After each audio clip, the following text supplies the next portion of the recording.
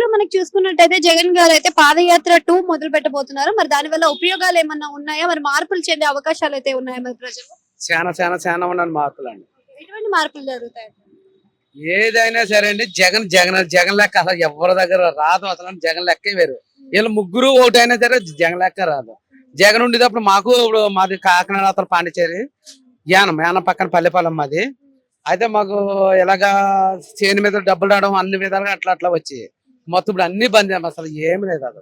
అసలు ఈ తెలుగుదేశం ప్రభుత్వమే వేస్ట్. అంటే ఎక్కడ మిస్టేక్ జరిగింది అని అంటారు?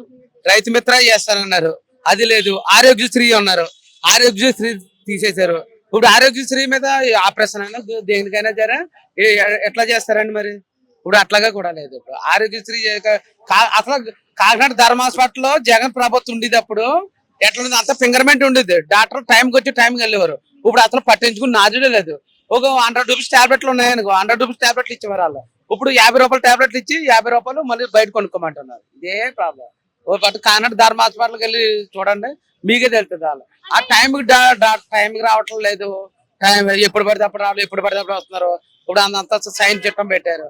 అసలు పట్టించుకుని నాదే లేదు. 2029 కి రంగం సిద్ధం చేస్తున్నారు అనొచ్చమ్మా జగన్ గారు ఇప్పుడు? ఏంటి చేస్తారు, పక్కా చేస్తారు. ఏదైనా జగన్ లెక్క ఏమంటే మీరు ఏదైనా అనండి, నేను అన్నాను ఇంకో రంగం అనుకోవచ్చు, కానీ జగన్ లెక్క రాదు.